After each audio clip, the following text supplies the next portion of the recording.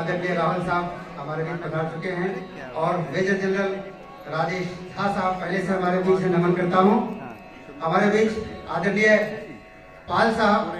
आदरणीय वीरेंद्र यादव साहब, वेज बरुआ साहब, हमारे जेम साहब और आप तमाम हिंदी प्रेमियों, हिंदी से जो हमारे प्रवीण जी पीछे से हाथ हिला रहे जी, बहुत बहुत धन्यवाद। हमारे उदय जी हमारे बीच हैं और ये आज ये सभागार इतनी समृद्ध, क्योंकि सबसे बड़ी चुनौती होती है सेकंड हाफ के बाद, या तो नींद आती है भोजन के बाद या भागने की जल्दी रहती है। तो कहते हैं कवि नाम च विभु, विभु नाम च कवि, कवि नाम विभु नाम च विभाति सभा,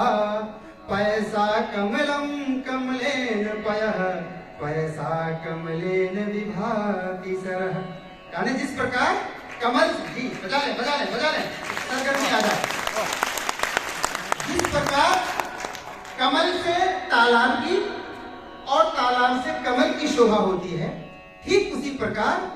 कवि और विभुओं से यानी सभा की शोभा होती है और सभा से कवियों की शोभा होती है। एक बार आप अपने लिए जोड़ जाता है। पिछले 2 दिनों से हम लोग हिंदी के ऊपर, हिंदी के बारे में, भारत की राष्ट्रभाषा, राजभाषा, संपर्क भाषा के बारे में बातें कर रहे हैं और अपने हृदय के तार को इसके साथ जोड़ने का प्रयत्न कर रहे हैं। आप सबके गरिमामय उपस्थिति और विद्वतापूर्ण संबोधन से ये सभागार धन्य हुई है। इसके लिए मैं आप सबको हाथ जोड़ करके नमन करता हूँ, साधुवाद देता हूँ, धन्यवाद करता हूँ। संत तुलसी कहते हैं कि कविता करके तुलसी न लसै, कविता लसी पा तुलसी की कला। यानी संत तुलसी कविता लिख करके महान नहीं हुए, धन नहीं हुए, बल्कि उनकी कलम से, उनकी लेखनी से कविताएं निकल करके धन्य हो गई, महान हो गई। कुछ कुर्सियां व्यक्ति को पाकर धन्य हो जाती है, कुछ व्यक्ति कुर्सियों को पाकर के धन्य होते हैं। डॉक्टर एपीजे अब्दुल कलाम भारत के people of presidents, president of people या people's president you can say, ऐसे व्यक्ति हुए जिसको पा करके भारत के राष्ट्रपति की कुर्सी धन्य हुई। और आज जी उस सपूत के लिए आप लोग स्वतः तालियां निकल रही है। इससे साबित होता है कि कुछ कुर्सियों को पाकर व्यक्ति बड़े होते हैं और कुछ व्यक्तियों को पाकर के कुर्सी धन्य होती है, कुर्सी ऊंची होती है। और आप इस सभागार में आप तमाम विद्वज्जनों को मैं एक बार पुनः नमन करता हूं और उन्हीं प्रेरणा स्रोतों से उनके सम्मान में अर्पित करना चाहता हूं। किस भांति जीना चाहिए, किस भांति रहना चाहिए, किस भांति जीना चाहिए, किस भांति रहना चाहिए, वो सब हमें निज पूर्वजों से याद रखना चाहिए, तो सब हमें निज पूर्वजों से याद रखना चाहिए।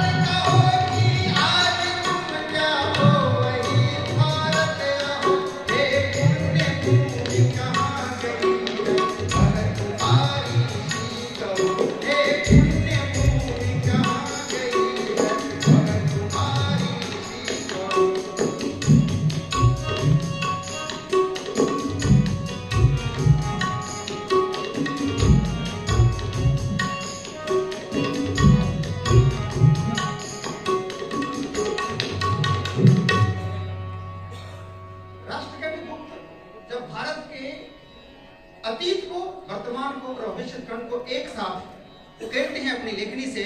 भारत भारती एक ऐसी रचना है 1912 में लिखित, जिसके माध्यम से सच्चे अर्थों में भारत ने भारतीयता का सही अर्थ समझा और उसी का कुछ छंद आपके समक्ष में प्रस्तुत करने की अनुमति चाहूंगा। है पंडितों की राय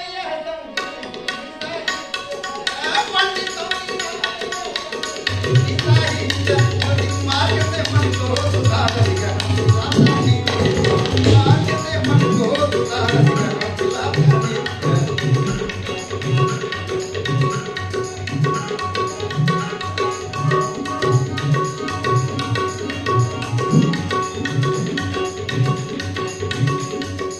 संगीत में जब से मदन की मूर्ति अंकित हो गई संगीत में जब से मदन की मूर्ति अंकित हो गई यह भावुकों की भक्ति वाणी भी कलंकित हो गई यह भावुकों की भक्ति वाणी भी कलंकित हो गई यह भावुकों की भक्ति वाणी भी कलंकित हो गई।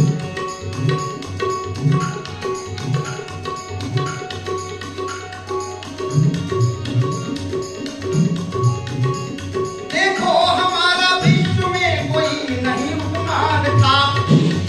पूरे विश्व में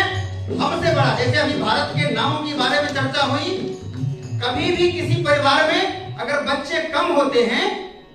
तो उसके कई नाम होते हैं अगर एक बच्चा दो बच्चा हो परिवार में तो गुड्डू मुन्नू चिंकू पिंकू रिंकू मिंकू झिंकू सारे नाम उसका रख देते हैं प्यार से सम्मान से जब बच्चे बहुत ज्यादा हों जैसे कौरवों की बात ले लीजिए 100 कौरव है 10 सबके नाम रख दे तो माता पिता के लिए तो मुश्किल हो जाएगा 1000 नाम याद रखना ठीक उसी तरह से चूंकि भारत अपने आप में एक ऐसा अनोखा राष्ट्र है ऐसा अनोखा संस्कृतियों का संगम है यह राष्ट्र नहीं राष्ट्रों का राष्ट्र है संस्कृति नहीं संस्कृतियों का संस्कृति है किसी भी एक क्षेत्र में चले जाइए राजस्थान में अलग पहनावा ओढ़ावा अलग वेशभूषा अलग संस्कृति अलग खान पान तीज त्योहार सारी चीजें अलग राजस्थान के बाद गुजरात में चले जाइए बिहार में चले जाइए पंजाब चले जाइए अलग अलग तरह की यानी आपको एक एक क्षेत्र में एक स्वतंत्र देश प्रतीत होगा यानी भारत एक देश नहीं बल्कि देशों का देश लगेगा आपको इसलिए कहते हैं देखो